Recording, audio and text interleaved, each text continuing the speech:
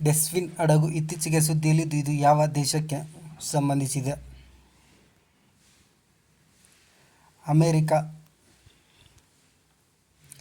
ಪತಃ-2 rocket ಯಾವ ದೇಶಕ್ಕೆ ಸಂಬಂಧಿಸಿದ್ದು? ಪಾಕಿಸ್ತಾನ್.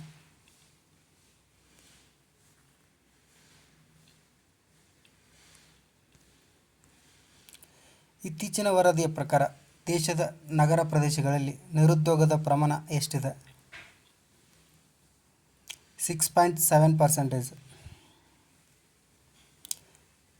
ನೇಮೃತ ಪರ್ವತ ಸುದ್ದಿಯಲ್ಲಿದ್ದು ಇದು ಯಾವ ದೇಶದಲ್ಲಿ ಕಂಡುಬರುತ್ತದೆ? ಟರ್ಕಿ ದೇಶ.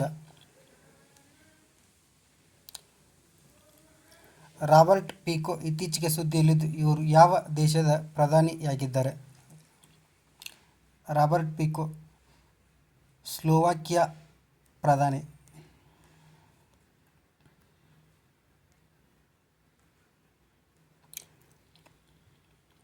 ಭಾರತದಲ್ಲಿ ಮೊದಲನೇ ಸಾರ್ವತ್ರಿಕ ಚುನಾವಣೆ ನಡೆದಿದ್ದು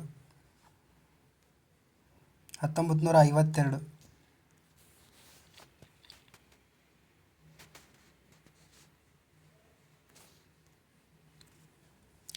ಈ ಕೆಳಗಿನ ಯಾವ ದೇಶದ ಮುಸ್ಲಿಮೇತರರಿಗೆ ಭಾರತದ ಪೌರತ್ವವನ್ನು ನೀಡಲಾಗುತ್ತದೆ?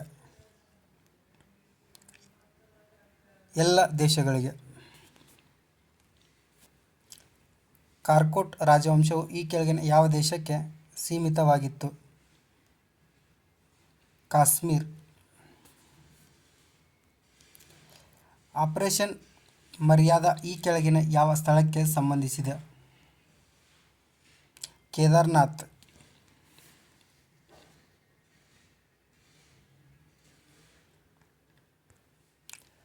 ಕೆಳಗಿನಲ್ಲಿ ಯಾವುದು ಉಷ್ಣ ಸಾಗರದ ಪ್ರವಾಹವಾಗಿದೆ? Gulf stream. ಈಗ್ಲ-ಎಸ್ ಎಂಬುದು ಯಾವ ದೇಶದ ರಕ್ಷಣಾ ಶಸ್ತ್ರವಾಗಿದೆ? ರಷ್ಯಾ. 2024 ಫ್ರೆಂಚ್ ಟೆನ್ನಿಸ್ ಟೂರ್ನಿಯಲ್ಲಿ ಮಹಿಳಾ ಸಿಂಗಲ್ಸ್ ವಿಭಾಗದಲ್ಲಿ ವಿಜೇತರು?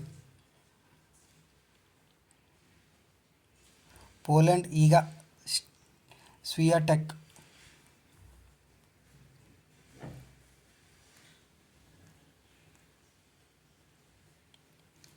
XOREHAB ಗಾರ್ಲಿ ಕುರ್ಚಿಯನ್ನು ಇತ್ತೀಚೆಗೆ ಯಾರು ತಯಾರಿಸಿದ್ದಾರೆ?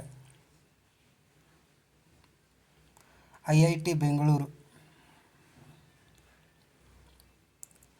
ಚಾಲ್ಕೊಲಿಥಿಕ್ ಸಂಸ್ಕೃತಿಯ ಒಂದು ಬಗೆಯ ಜೋರ್ವೆ ಸಂಸ್ಕೃತಿಯನ್ನು ಭಾರತದ ಯಾವ ರಾಜ್ಯದಲ್ಲಿ ಪ್ರಥಮ ಬಾರಿಗೆ ಆವಿಷ್ಕರಿಸಲಾಯಿತು?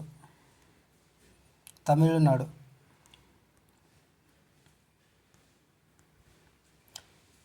ಕೆಳಗಿನ ಯಾವ ದೇಶಗಳು ಇಂಟರ್ಸೆಪ್ಟರ್ ತಯಾರಿಸಲು ಒಪ್ಪಂದ ಮಾಡಿಕೊಂಡಿವೆ?